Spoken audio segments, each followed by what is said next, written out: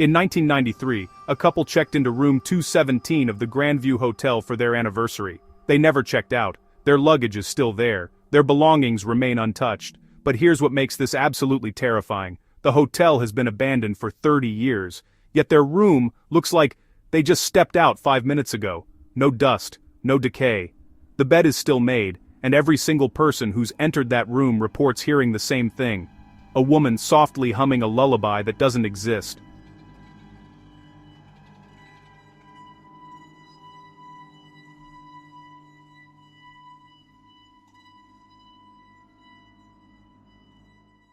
Stay with me, because what happened in that hotel room is just the beginning of a mystery that gets darker the deeper you dig. Let me take you back to October 15th, 1993. Michael and Sarah Chen were celebrating their 10th wedding anniversary. They chose the Grandview Hotel, a beautiful historic building that had been operating since 1902. It was known for its old-world charm, crystal chandeliers, and impeccable service. They checked in around 7 p.m.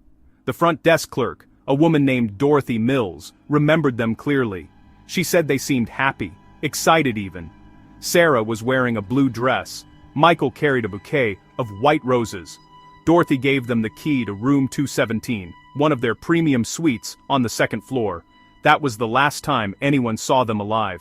When housekeeping knocked on their door the next morning at 10 a.m., there was no answer. This wasn't unusual. Guests often slept in. But when they knocked again at noon, and then at 2 p.m., the hotel manager decided to use the master key and check on them.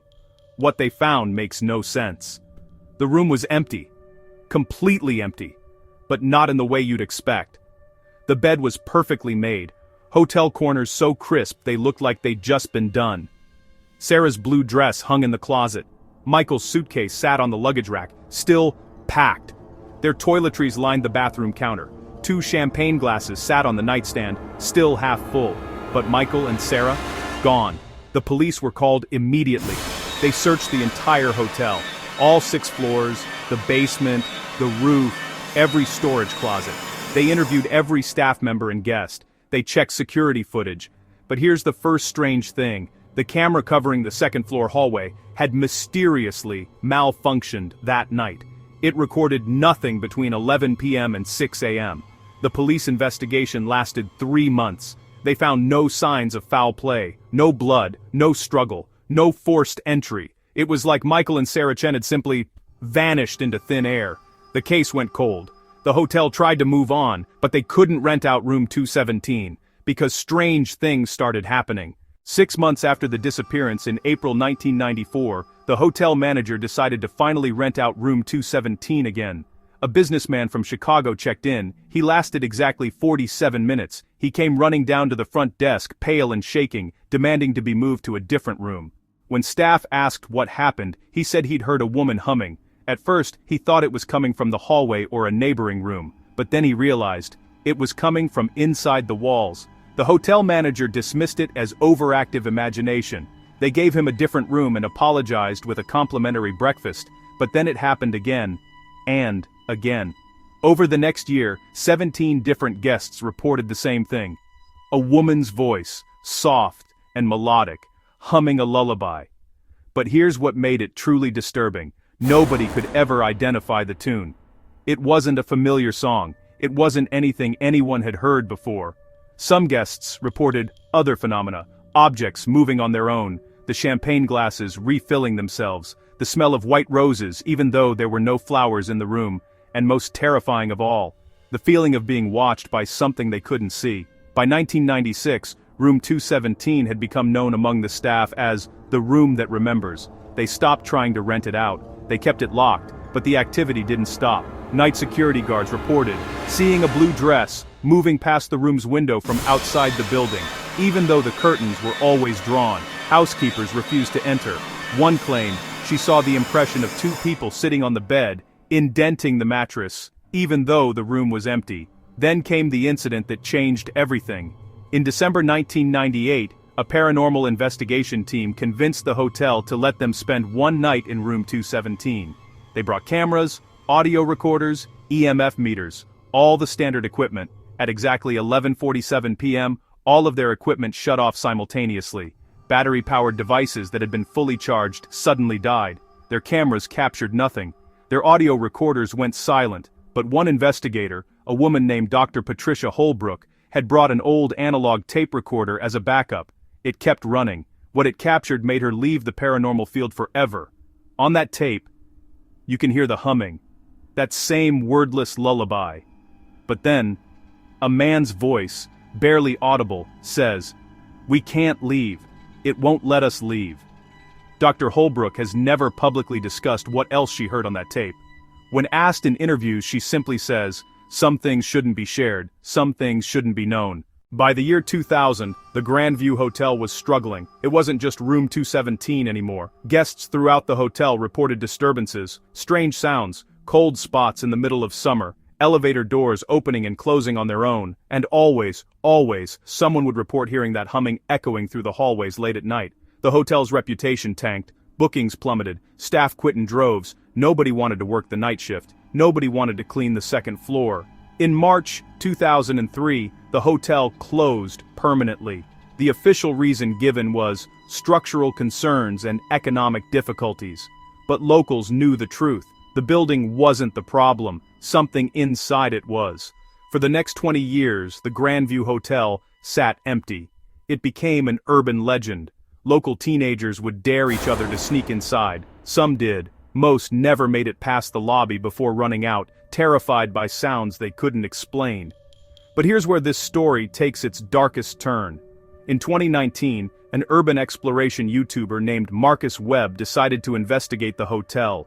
He was known for debunking paranormal claims and exploring abandoned buildings. He went in skeptical, convinced it was all just superstition and overactive imagination. He brought night vision cameras, drones, and live-streamed the entire exploration to his 200,000 subscribers. For the first 30 minutes, everything was normal. Dusty hallways, broken furniture, standard abandoned building stuff. His viewers watched as he made his way to the second floor. He was joking, laughing, making fun of the ghost stories. Then he reached room 217. The door was locked, but the wood frame was rotted enough that he could push it open. His camera captured everything that happened next. The room looked exactly as it had been described. The bed was made. Sarah's blue dress hung in the closet. The champagne glasses sat on the nightstand. But here's the impossible part. There was no dust. After 16 years of abandonment, that room looked like it had been cleaned yesterday. Marcus's playful demeanor vanished. You can see the confusion on his face. He walks slowly around the room, his camera shaking slightly. His viewers are typing frantically in the chat. "Get out, leave, this isn't right." Then, at timestamp 34:17 of his stream, you can hear it. That humming. Soft, melodic, impossible. Marcus freezes, his camera points at the corner of the room, and for exactly 4 seconds, his viewers swear they saw something. A shadow, a silhouette. The shape of a woman in a blue dress. The stream cut out. Marcus Webb hasn't uploaded a video since that night. His channel is still active but frozen at that last stream.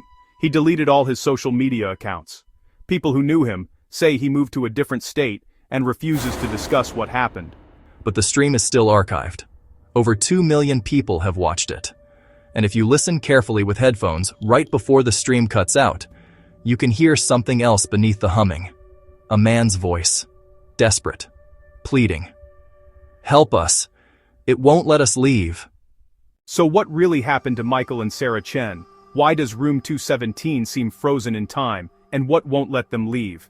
There are theories. So many theories. Some researchers discovered that before the Grandview Hotel was built in 1902, the land was the site of a tuberculosis sanatorium.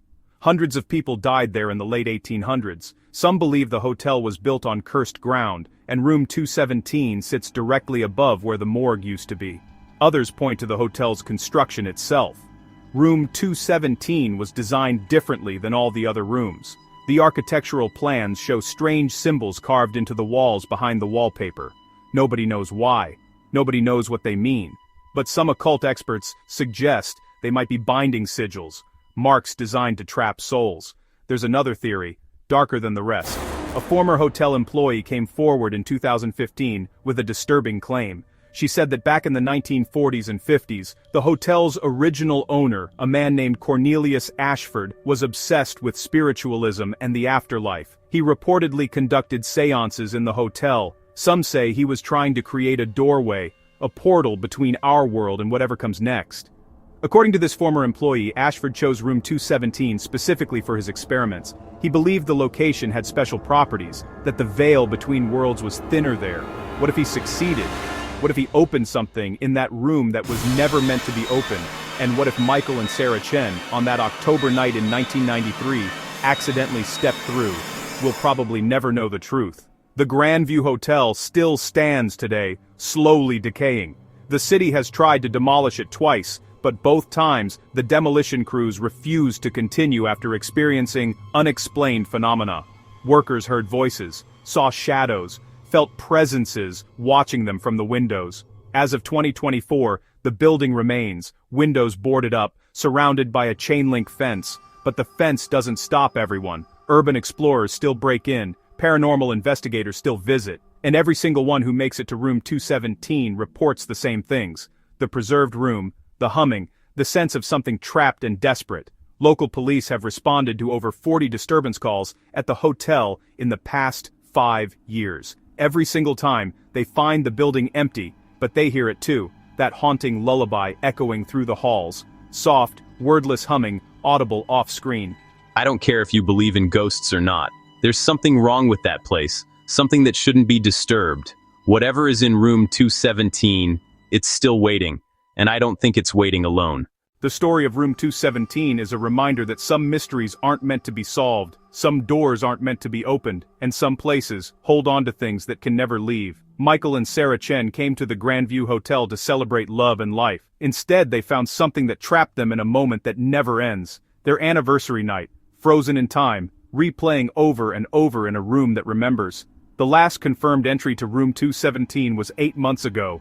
A ghost hunting team picked the lock and went inside. Their footage shows the same thing everyone else has seen. The preserved room, untouched by time. But at the end of their video, before they run out in terror, the camera catches something written in the condensation on the bathroom mirror. 2 words, in shaky letters, "Help us." If you're ever driving through the Midwest and you see an old abandoned hotel with boarded windows and a chain-link fence, keep driving. Don't stop. Don't look too long at the windows on the 2nd floor. Because if you see a blue dress moving behind the glass, if you hear a woman humming a song that doesn't exist, it means room 217 is still waiting, still remembering, still holding on to something that was never meant to stay. And maybe, just maybe, it's looking for someone new to remember. Thanks for watching Whisper of Dark. If this story kept you up at night, hit that subscribe button and turn on notifications. We explore the darkest mysteries and most terrifying true stories every week. Drop a comment and tell me, would you spend one night in room 217 for $1 million? Be honest. And remember, some places never forget. Some rooms never let go. Until next time, sleep well, if you can. Thanks for watching Whisper of Dark. If this story kept you up at night, hit that subscribe button and turn on notifications. We explore the darkest mysteries and most terrifying true stories every week. Drop a comment and tell me, would you spend one night in room 217 for $1 million? Be honest. And remember, some places never forget. Some rooms never let go. Until next time, sleep well, if you can.